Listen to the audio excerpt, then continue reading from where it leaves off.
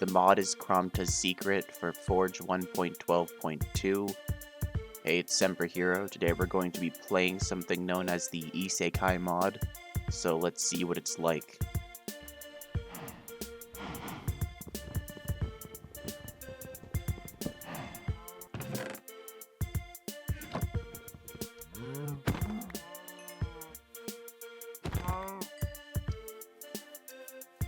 What you're going to want to do is find and kill some sheep. This way you can skip the first night, because the second day is where the real mod begins. There are also a couple new ores that you can find in the overworld. This one is called Silver, so it adds silver to Minecraft. So the Kromta's Secret mod works as follows. First, whenever you play, you're going to have a mana bar at the right of your screen. Second, a ton of different ores appear in the overworld, which you can mine.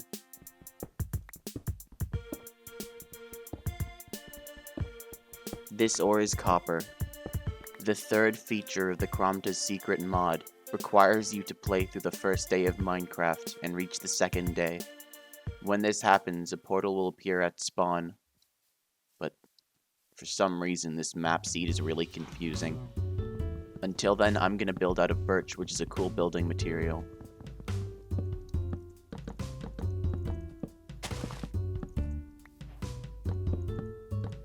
How good is a tin pickaxe?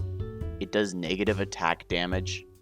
Why does the axe do negative attack damage as well? What about the sword? What about a copper sword? That's more damage, that's better. This is a copper sword from Kromta's Secret. This is tin armor with a copper sword. In 1.12.2, it's still too early to sleep, even though you can see the sun set. There you go.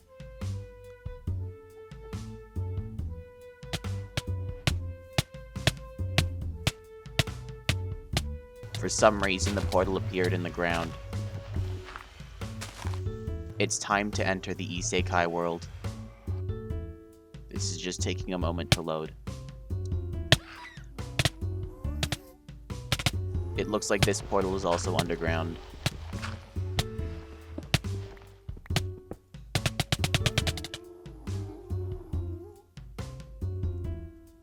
Why do I hear ghasts? When you step through the portal to the Isekai dimension, and you don't have one of these items called stats in your inventory already, it gives you one. This says that my maximum mana value is 167, my magic power value is 4, and my magic element type is death.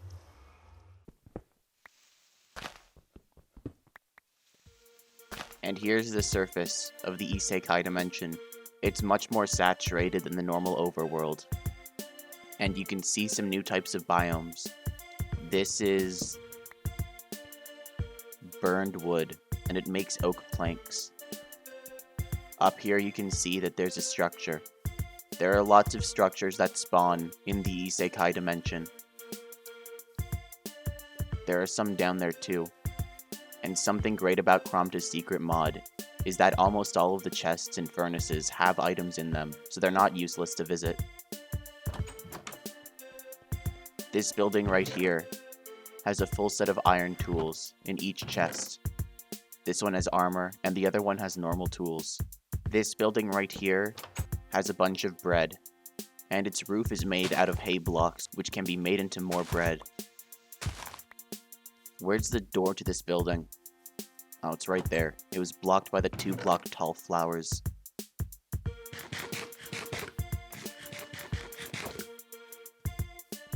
There's an NPC that's suffocating and died. That NPC was an idiot. And here's a diamond. This is a good structure. Over here is another structure. This should have a shield and a sword inside of it, but I already have a sword, so I'm just gonna take the shield. I might swap out the shield for another item once I can cast magic spells, but the main point of Kromta's Secret, and the way to find how to cast magic spells, is through dungeons, which spawn in the map occasionally. Sometimes dungeons spawn more commonly than in other seeds or biomes, and it looks like they're not very common this biome.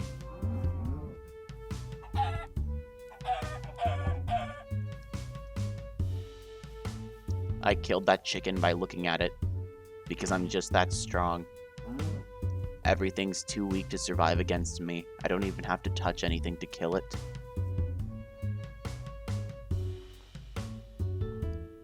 Dungeons are easily recognizable, because they're very wide blocks of stone bricks and they have a hole at the top with the ladder going downward. The only problem is that they're sometimes very rare, so I can spend an hour looking through this dimension and not find any. But if you're on a lucky...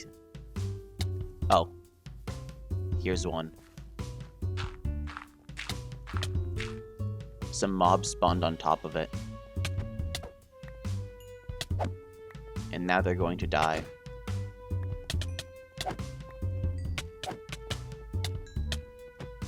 Over there, is that a giant? There's a giant down there.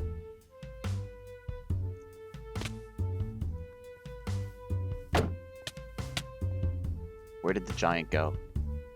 And why is it so... There, it's stuck in a tree. Like an idiot.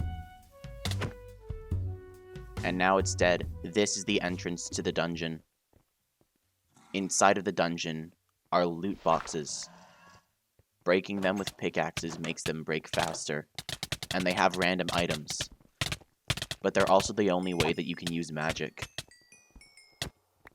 Because when you break one of these loot boxes, there's a chance that it drops a magic scroll, which is one of the two ways you can use magic. In Kromta's Secret, you use magic by selecting a spell and then pressing R.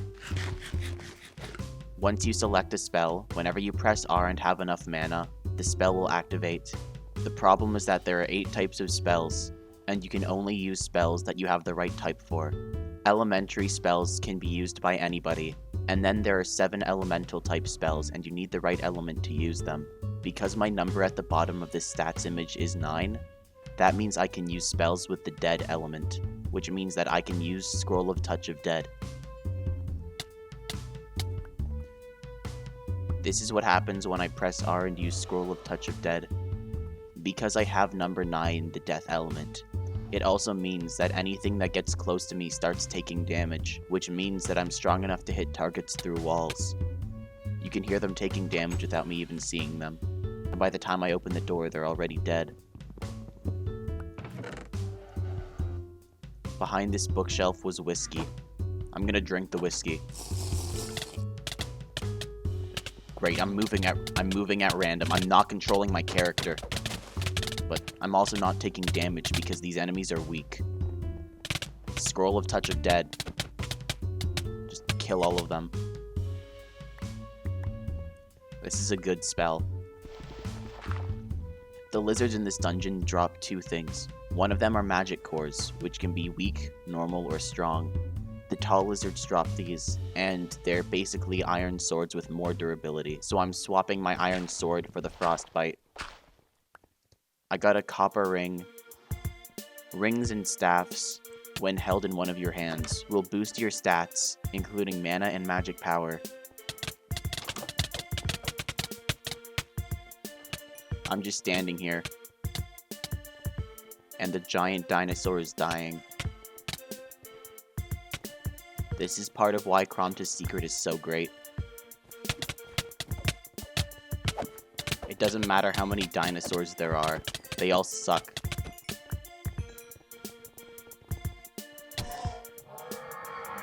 Touch of Dead. Touch of Dead. Touch of Dead. They're going to die.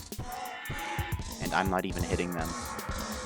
There has to be a floor beneath this.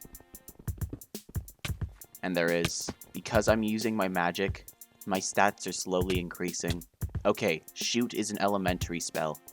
It costs less mana than Touch of Dead, but it does explosive damage. For example, look at all the monsters in there.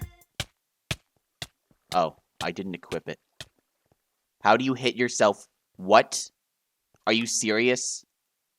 Are you kidding me? My Touch of Dead killed me? That shouldn't happen. How does that even happen? Okay, I want to see what my new stats are. Great, I have the earth element. Or is that the... Oh, it's the air element. The air element bonus is permanent jump boost 2 and speed 2, but my stats are lower, which is stupid. I have to find where that dungeon was and get my stuff back because I want my previous stats. It doesn't make sense why your spell can damage you. Still, Kramta's Secret is a really cool mod. Really? I jumped and it didn't even register my jump. How do I get out of here? And why are there cows? And now there are a ton of giants because of course there are going to be multiple giants when I try to get back my stuff. Not even giving me a chance to get there. No, but they're also really slow, so they're gone. Alright, here's the dungeon.